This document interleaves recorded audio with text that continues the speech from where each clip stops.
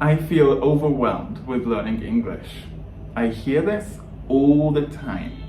Having no strategy is the worst way to make actual progress with your fluency in English, and it's also the easiest way to get overwhelmed. Plus, feeling overwhelmed is always a sign of lack of priorities. So if you're the type of English learner who doesn't always know what exactly to do, or you may have been procrastinating on learning English, doing things about your English, because you're not sure what exactly to do, you are too scared of doing the wrong things, we're going to fix that in today's video so you know what to do next and start gradually building your fluency in English.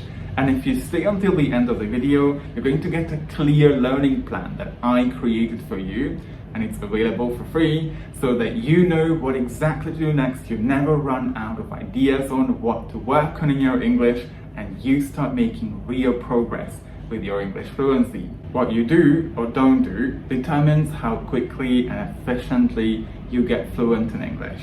And if you've been spending weeks procrastinating on doing something with your English because you're scared of doing the wrong things, you're not exactly sure what exactly would help you, what is a waste of your time, what is helping you, and you have all sorts of other things to work on. You have a full-time job, you have housework to do, maybe kids to take care of, and all sorts of other things you love doing in your free time. You forget working on your English and making time for it. What you need is a clear learning plan. And it's not your fault that you don't have one. In school, we're never taught how to plan something in advance, how to break down a fluency goal into small, actionable chunks that will only take us about 15 to 30 minutes a day, but then eventually result in a much better fluency level. Now, imagine how much more progress you could make if you spend about 20 minutes a week planning out in advance what exactly you would do on each of the days of the week,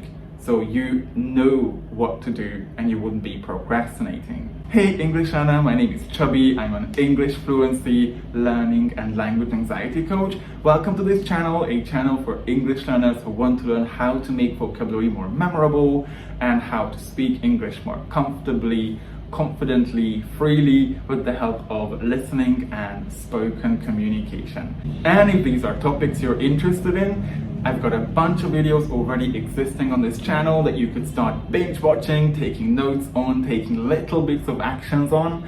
And if you haven't yet, make sure you subscribe by hitting the subscribe button and the notification bell so you get weekly updates on whatever I share about anything vocabulary, fluency building, speaking, or listening practice.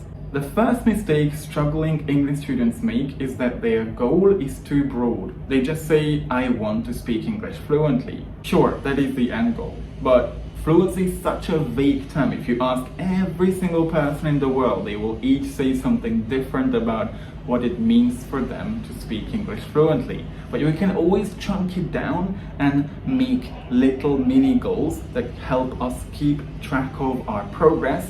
We can actually have a sense of progress and then eventually reach fluency because of that. And like I said before, if you feel overwhelmed, that's usually a sign of lack of prioritization. So what is it that you want to be or need to be fluent at first? Do you want to speak about politics of your country very well, or you want to get good at talking about animal protection, or maybe you want to be really good at sharing your thoughts on your favorite books, or maybe you want to share ideas at a meeting very well. Not having clearer goals is like wanting to travel to Hawaii, which I presume is pretty far from you, and there are 100 different ways for you to get there, but not knowing which route to take.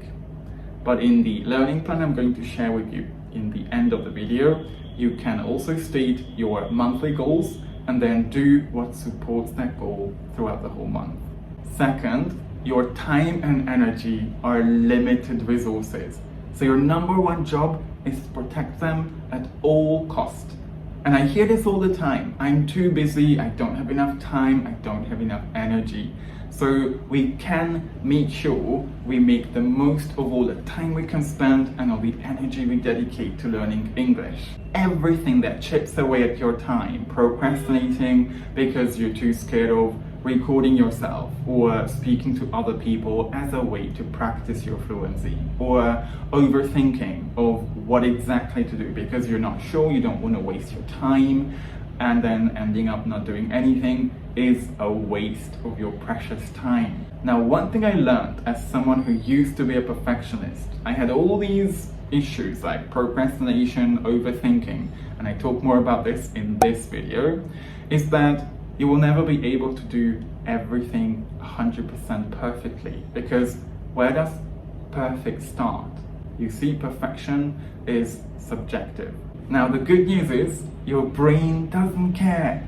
Your brain only cares if you do it, because by doing something about your English, whether it's reading or listening to something in context, practicing and reviewing what you need to remember better, or interacting, communicating with other people, is what builds the new neural pathways in your brain, so you can do all of these skills automatically without making much of an effort. Having a look at your daily schedule and looking at where you're wasting loads of time on things, so that you could free up some extra time that actually helps you build the skills you need, is key. And it's key because your brain loves habits. So the reason you might feel like speaking English in conversations with others, or reading a few pages of English, or listening to something without actually seeing the script is difficult, is because you don't have the habit of doing it.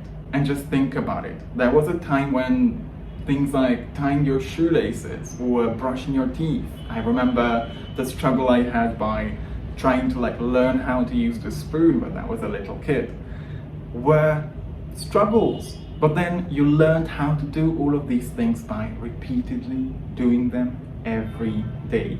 And the goal is the same about your English fluency: automaticity. The reason I'm able to speak into the camera to you without thinking what the next word or expression should be, and remember, my first language isn't English, is because I have worked on automatizing the skills I needed to speak English fluently with the habits I created. You will stop saying I feel overwhelmed with learning English when you have the habits that support your goal.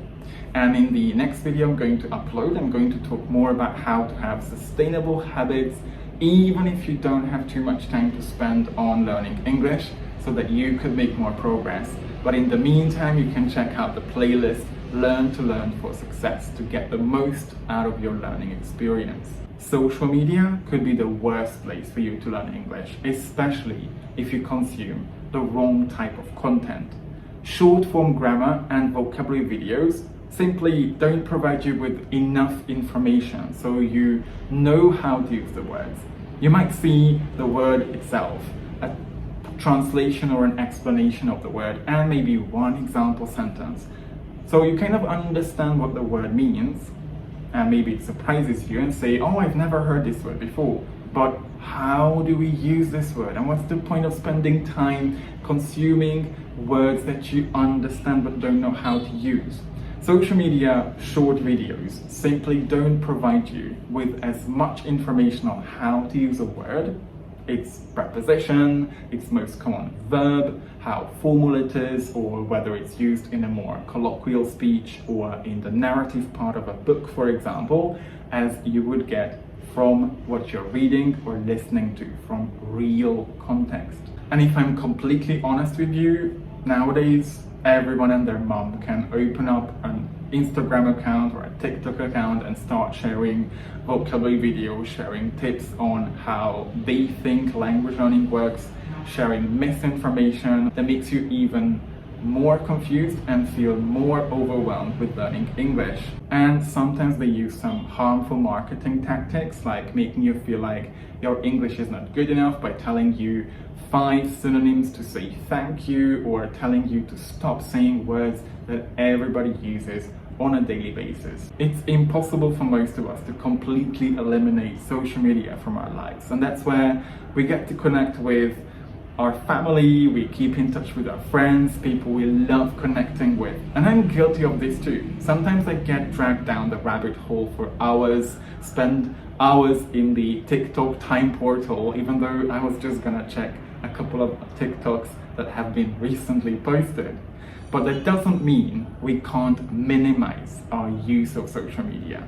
Now imagine how less likely you would say, I feel overwhelmed with learning English, if you spend at least 10 or 20 minutes less on social media and spent that time maybe walking in the park, taking rest, relaxing, meditating, or spending more time listening to, reading, or interacting in English. My channel has always been committed to helping you stay on track with your English fluency.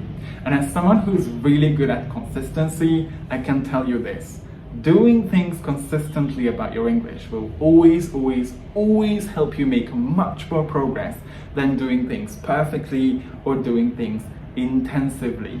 So I put together a learning guide that you can get right away into your inbox if you click on the first link in the description below, and you will get a monthly update until you're subscribed, so you know exactly what baby steps you can take towards your fluency, so you no longer feel overwhelmed with learning English and start feeling like your vocabulary is expanding and you can finally walk into conversations and feel much more relaxed and calm when you have a conversation. And if there's anything else you want me to talk about related to learning English, reaching fluency, speaking confidently, or anything else, you can always leave a comment or send me a DM on some of my other social media platforms. I'm always happy to help get to know you better so I can serve better, create videos that actually help you make more progress with your English fluency.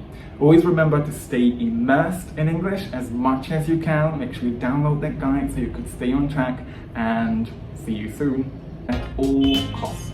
Az meg kurva anyját ezeknek. Energy are limited resources. So your number one, az meg. Sure, that is the end goal. Second, your time and energy. With our phone, come on, Batman.